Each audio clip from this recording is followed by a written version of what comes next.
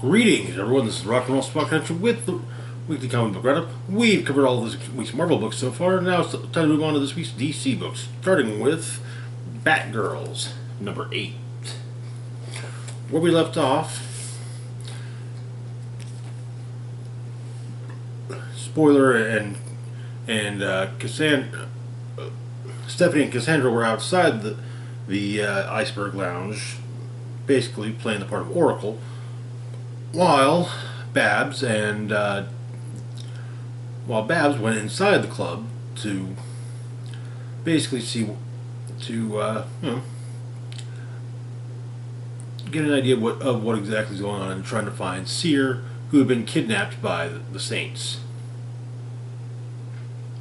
And of course, on Babs' arm was none other than Dick Grayson. So the main attraction at this whole shindig at the Iceberg Lounge is a sword swallower.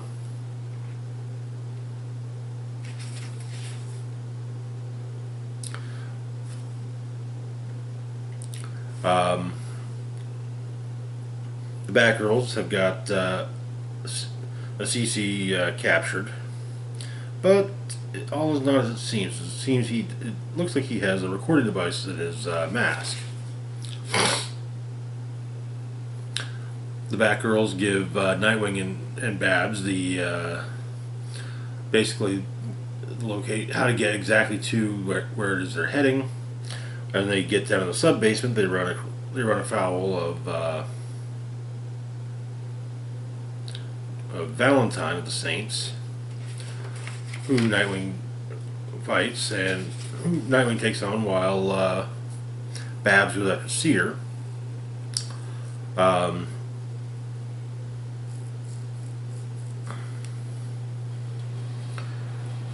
Apparently, though, the sub-basement blocks comms, so comms are being shaky, and while Babs tries to tell Cassandra and Stephanie not to go in, well, yeah, they do.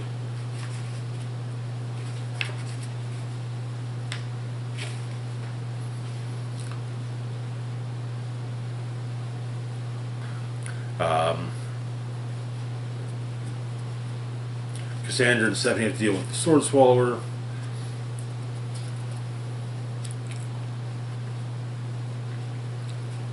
While Tarsus threatens to kill Seer, unless she sets up the whole shebang with, Simon State still being alive, or all of Gotham to see. But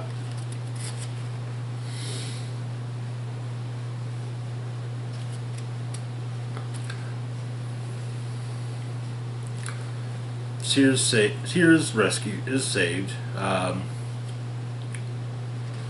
sword swallower is knocked out, and Saints are also nabbed. But Seer's entire computer rig is destroyed. Seer manages to escape, giving Tarsus a small paper cut and knocking Batgirl into Gotham sewers.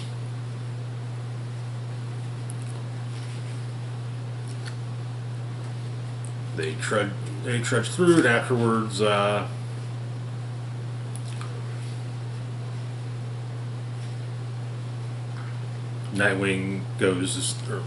Dick goes to see Babs on her fire escape, and they share a kiss, and that is where the issue ends. I'm really enjoying this book, and I'm hoping it's not soon to be getting the axe. That would make me sad, though. To be fair, I do miss Michael Cho's variant covers, but hey, maybe they'll get him to go back to doing them.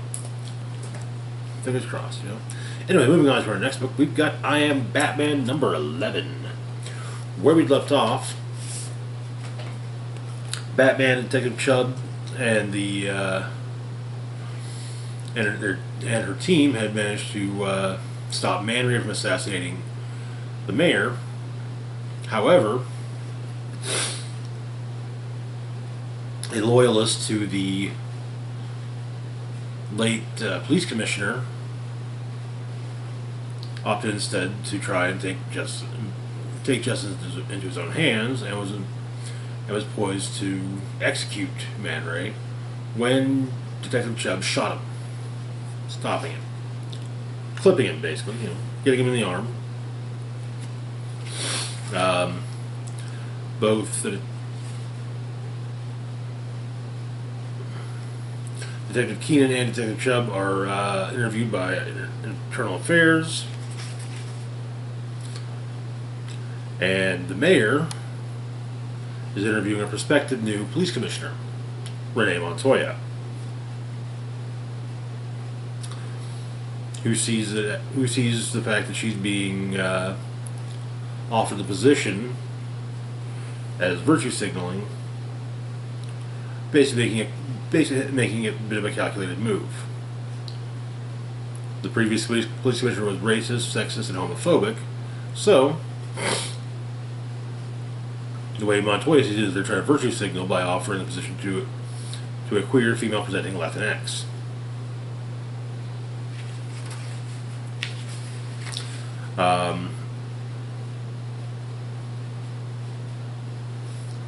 Elsewhere, Batman and Detective Chubb discuss what's going on, and while they're still fairly certain that the mayor isn't dirty, he's at least ambitious.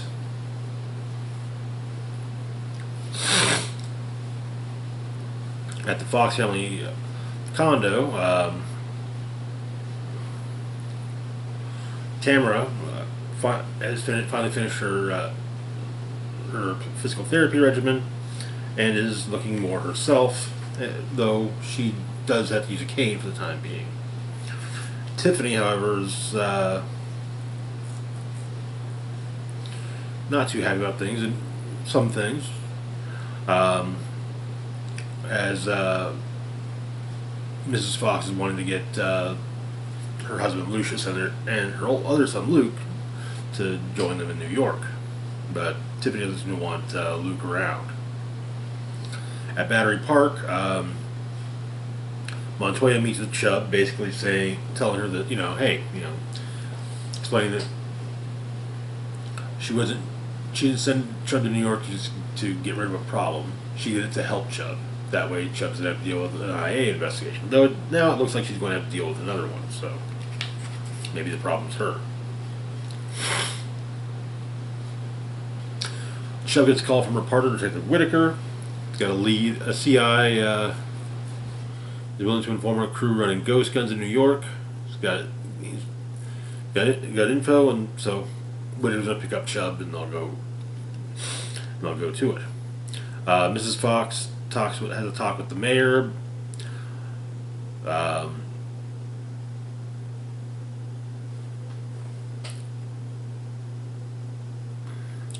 She's not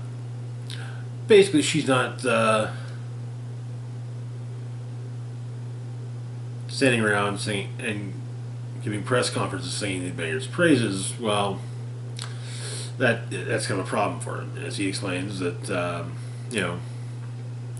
he wants to create a city that is responsible to all its citizens. That doesn't happen if people of New York voted in another administration that isn't as progressive as his own. So Mrs. Fox suggests that he go out and earn the votes, that he needs to keep his job.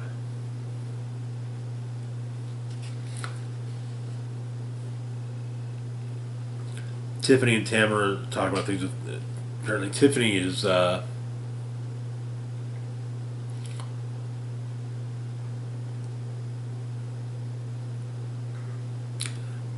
Tiffany's kind of blaming herself for what happened to Tamara, as well as to a degree also her brothers. They were all there when it happened, but they didn't do anything. So, but Tamara tells her, hey, it's none of y'all's fault. Crazy stuff happens. Back with Chubb and Whitaker, they go to meet with Whitaker's CI, and but it's a setup, and Chubb pushes him out of the way as they're fired upon. Shub calls in for backup, and none of the cops on are all that eager to help her. Meanwhile, Vols found a potential hideout for Jace's operation. It was originally referred to as the Harlem Transportation Hub, or Hub Design Study, but more informally referred to as the Helix. After looking around, Jace has some ideas.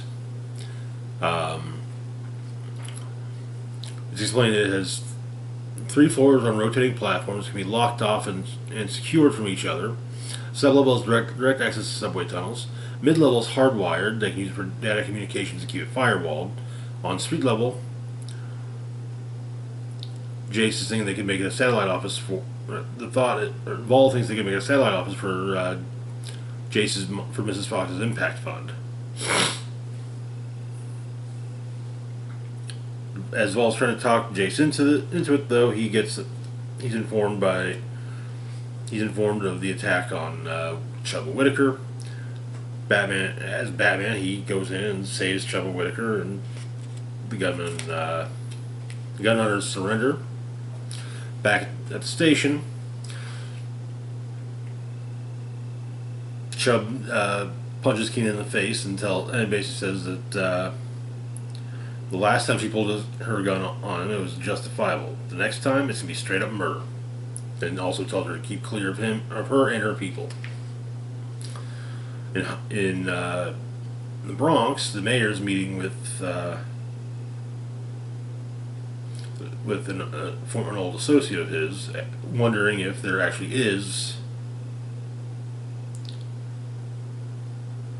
if the hot list is real and if he's on it.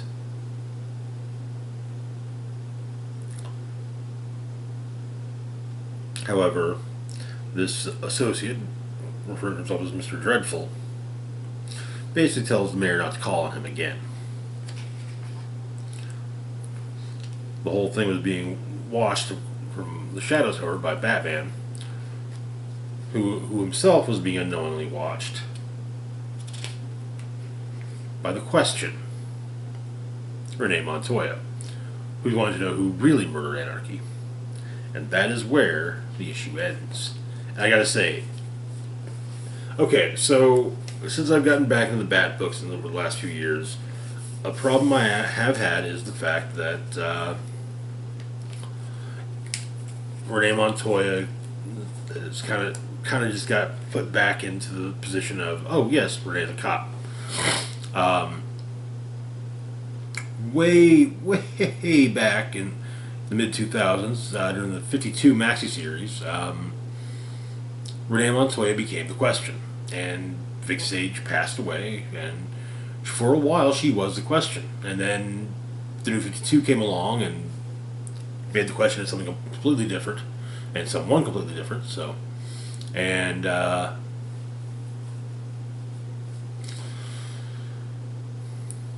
since Rebirth, there hasn't been a lot of effort in bringing. I'm not entirely certain there's been too much. I know Vic Sage is back as the Question, but there hasn't been much with having Renee as the Question. So, and in fact, her most high profile appearances have been in Batman books as recently as the Commissioner of the Gotham City Police Department, replacing Jim Gordon. So I'm extremely stoked to see Renee back as the Question. But otherwise, solid issue. I'm really loving I Am Batman. John Ridley's doing a great job writing it. I mean, he's doing a great job writing Black Panther too. So yeah. But anyway, moving on to our next book, we've got Batman Urban Legends, number 17. I think this is all just one-off stories. Yeah. So we got The Cold Shoulder featuring Batman and the Flash. The middle of the day in Central City, the Flash Cat stops Mirror Master, Trickster, and Captain Boomerang, wondering why they would make an attempt on anything, why the Rogues would do anything in the middle of the day. In Gotham City, Batman is having to deal with Captain Cold and his new ally, Mr. Freeze.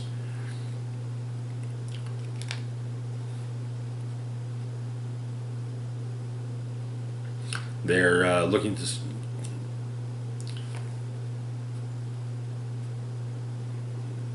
steal an experimental isotope so close to pure water that you could drink a glass and never know it. When subjected to intense radiation pulses, it turns to ice at room temperature. Very useful if you're conducting medical experiments on a body in permanent cryostasis. But it's highly unstable, not to mention hydrophilic. And so, the Flash helps Batman doing things his own way. First, running a grid of the city, but also looking at the crime scene.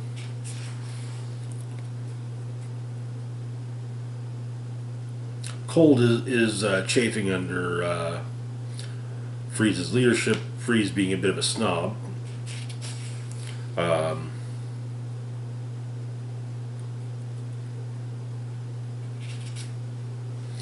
Alfred has one of those moments of mentioning something to Barry that clues Barry on one other thing to look for.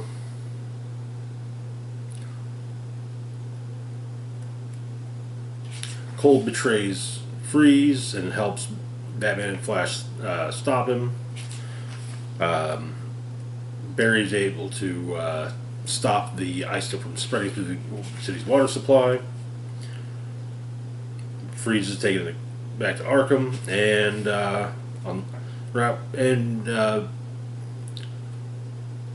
Cold is transferred to Central City with the Flash, who basically said, tell him, hey, look, maybe at least since you actually helped, maybe I can, talk everyone into not,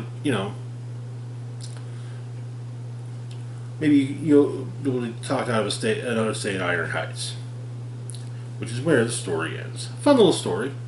I dug it. Next, we have a story featuring Batman teaming up with Aquaman and Mira, The Sea Beyond.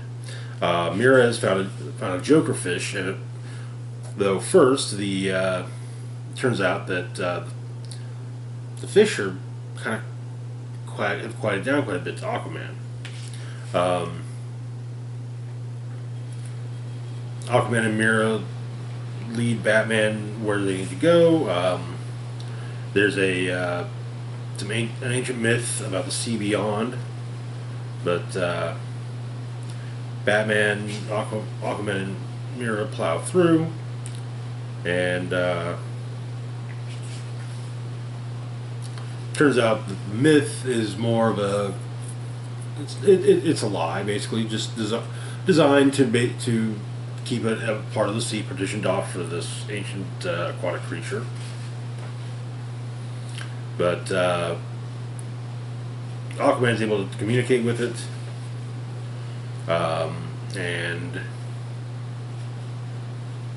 a means of curing the Jokerized fish is found.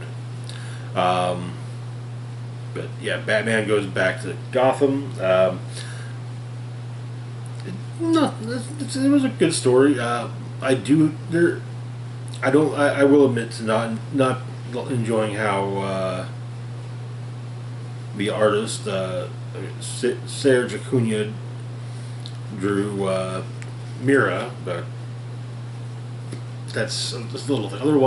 Otherwise, interesting story. I like it, kind of playing off of the classic Batman story, The Laughing Fish. Anyway, the next story is Statecraft, featuring Batman and Black Adam. After dealing with some inner gang thugs,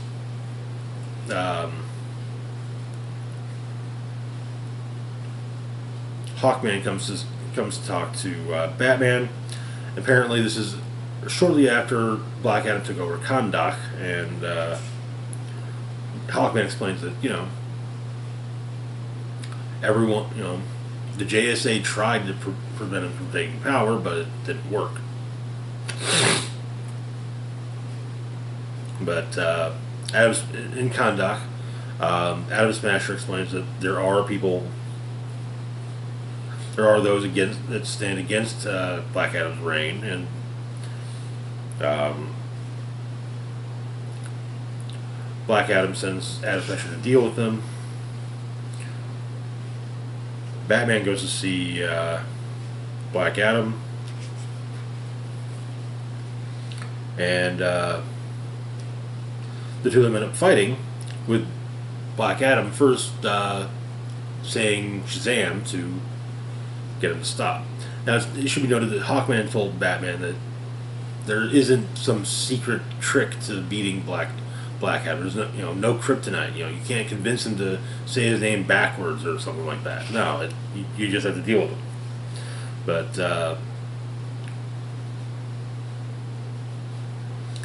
the opponents of Adam's rule of conduct seemingly incapacitate Adam Smasher.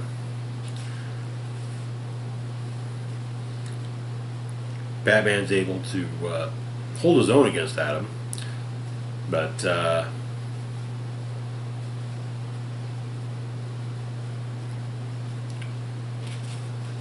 basically Batman found the trick, the weakness. Adam wants to be loved by all. But in fact, Adam even makes Batman a deal, offers to share his power with him. The power of Shazam with him, not the power over Kahndaq. But apparently Adam kind of envies the fact that Batman's built a family around him. But the rebels attack the palace, and Batman and Black Adam help to stop their attack, and with Batman helping to get civilians out of the palace. And that is where the issue ends. Finally, we have On His Worst Nights, told by the Riddler, mainly talking about how, it doesn't seem like Batman truly hates the Penguin. He definitely doesn't seem to hate Catwoman, so why is it that he seems to truly hate the Riddler, who has just escaped from Arkham yet again? And that is where the issue ends. The Black Adam story was probably the Flash story and the Black Adam story were probably the high points. The On His Worst Nights, that was a fun little one, though.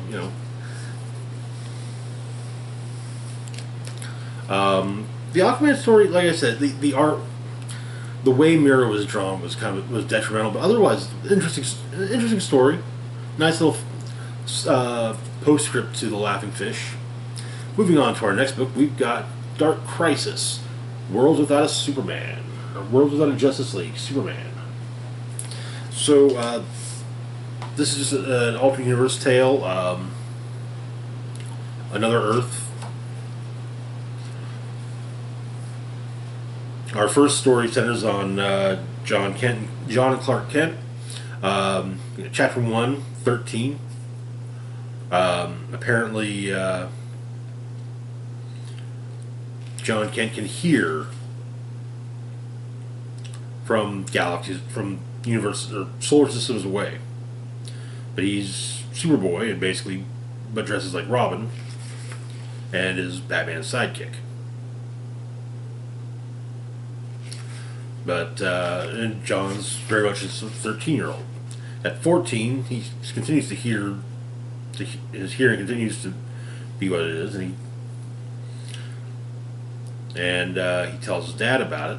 And Clark explains that he tried to but kind of they have to do what they can to keep Earth safe. There are other.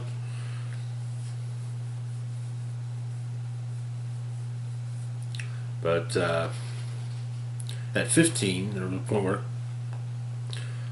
John flies out into space to deal with voices he's heard and gets a beating from Orion, and is then saved by Clark. But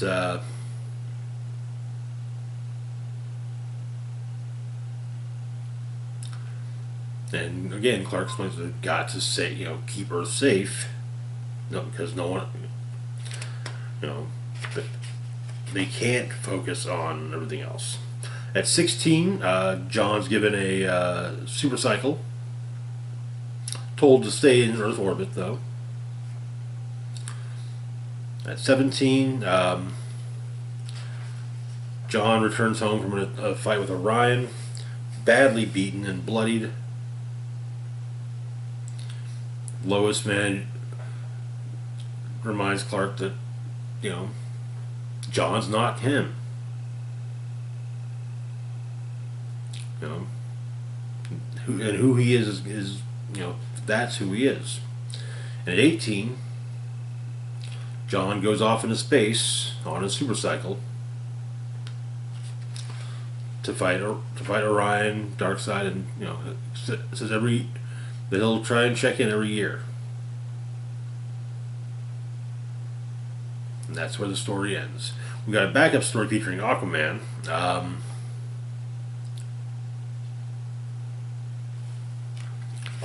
His mother is going to be renewing her wedding vows. But before that, Arthur and his daughter do some training, each do a training session. Aquaman against Jackson Hyde, who's taking on the Black Manta name, and his daughter against, her grandmother.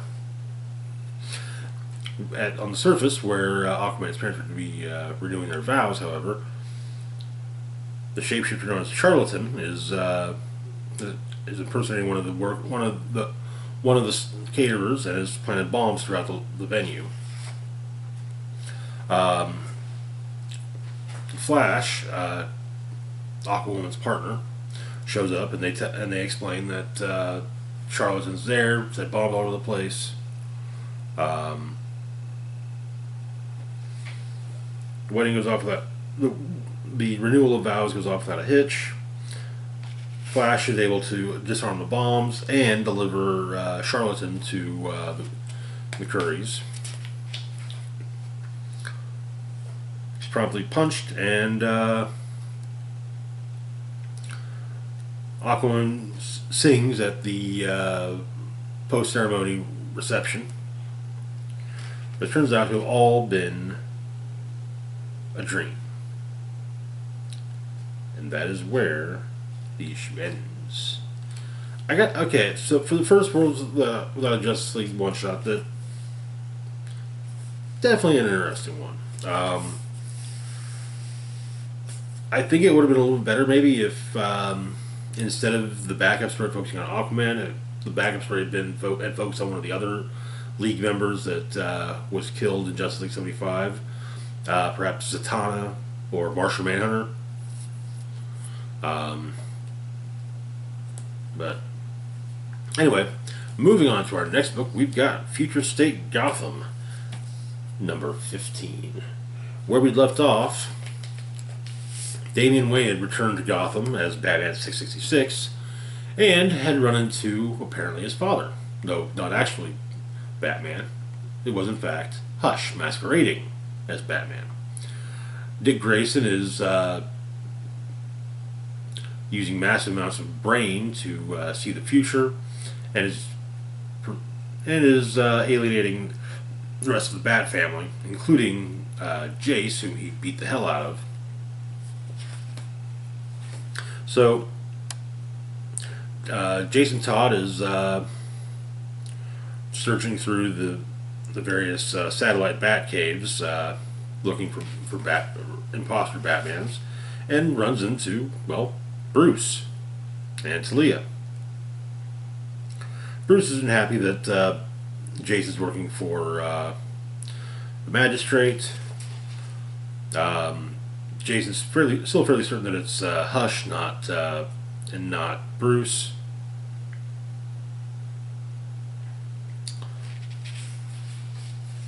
Bruce and Talia head out, and they're promptly his Batmobile has a occult compass that was installed by Zatanna, so they can hopefully track Damian. when they're attacked by Hunter Panic. Apparently, the Batmobile has a large batarang which destroys her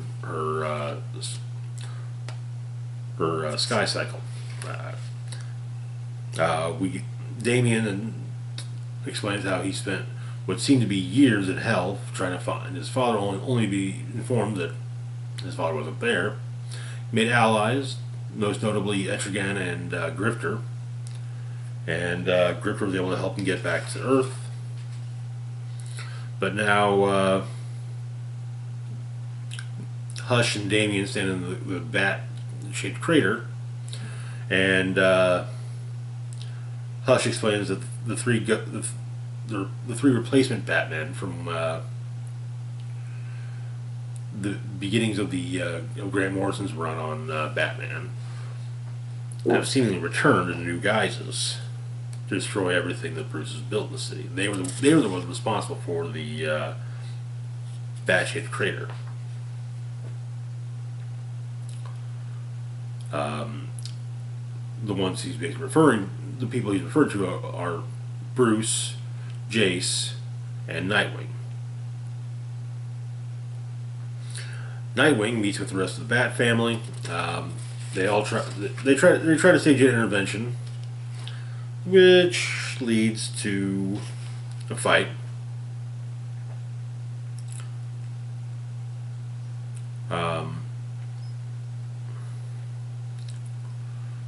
Jace finally checks in with Jason.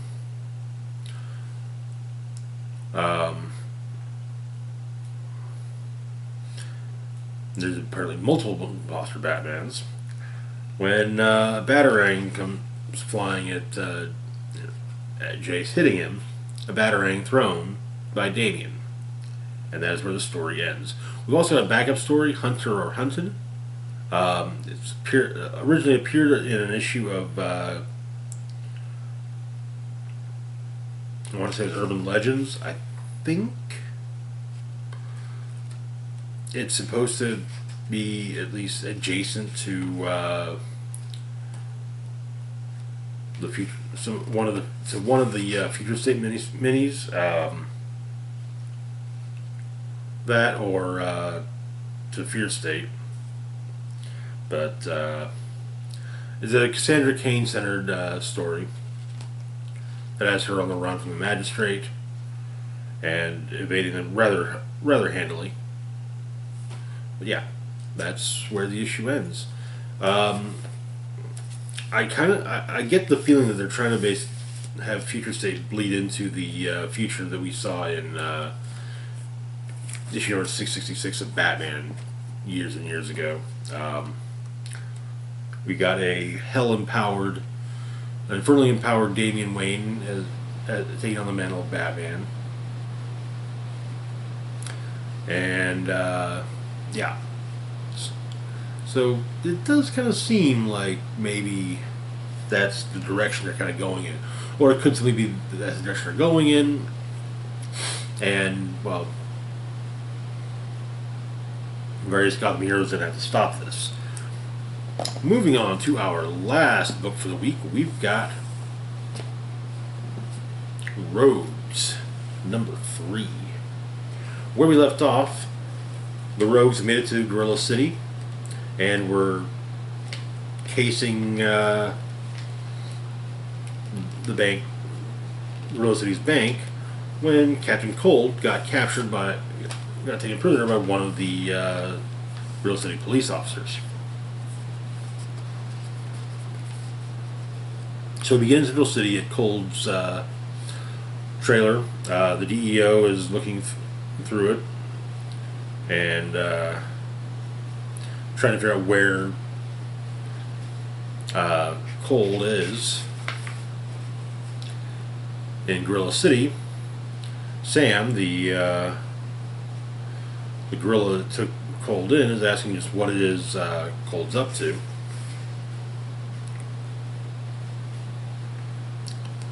And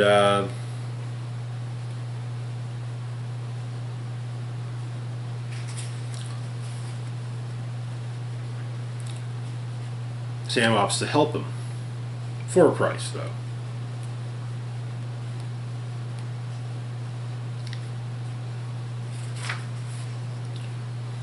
explaining that what would happen if they go through the plan with their plan as it stands.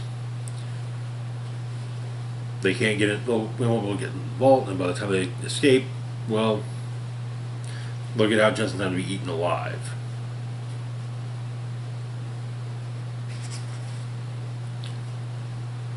What does Sam want for his help? For the rogues to kill Gorilla Grodd, who spent some time with his wife, apologizing for having lost control in front of her, and also has a tender moment with her and their son. However, Grodd is called away, and the rogues are trying to figure out just where Cold is. But Cold shows up, explains the new plan, explains the changes to the plan, and the plan goes off without a hitch. At least it starts to.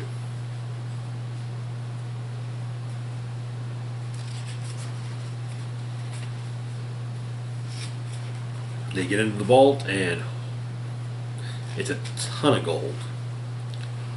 But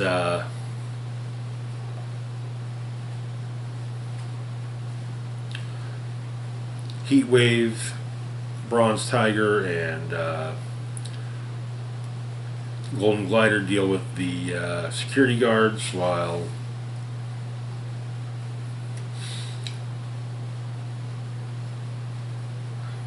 Mirror Master opens the portal Mirror World, and Magenta is then told to start moving the gold through.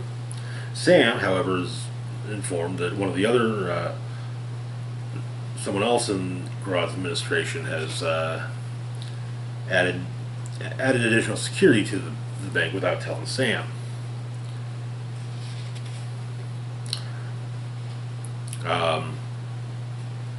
Magenta manages to get all the gold through, but the exertion kills her.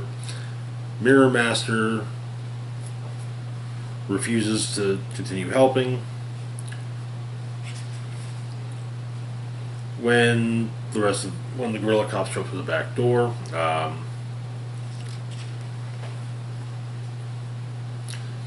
they manage to escape. The train's coming in and out of the power station, so they go in.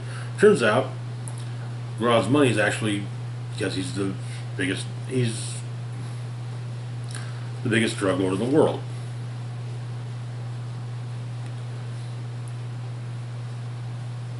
But it turns out that during everything, Trickster kidnapped Grodd's son.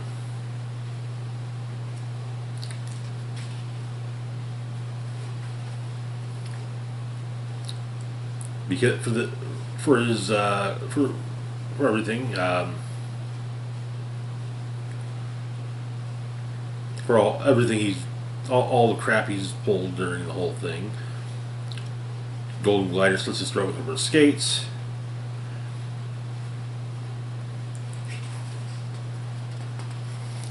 But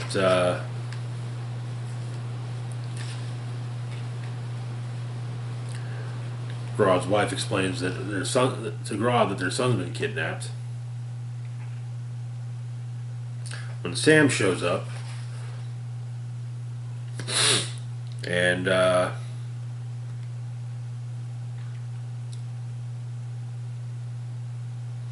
decided that the kid is going to be leverage, so that the rogues can escape, and that is where the issue ends. I'm really enjoying the Rogues series. It's definitely it's very much in line with the other with some of the other Black Label books focusing on villains being older, and I'm really liking that. I'd love to see more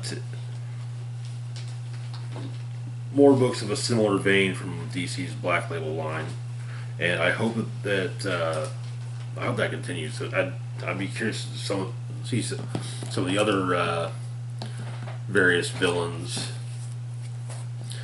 in their golden in their not so golden years. But anyway, that is going to do it for now. As always, feel free to like, share, and subscribe. Links to my Facebook, Twitter, Patreon, and PayPal can be found in the description box down below.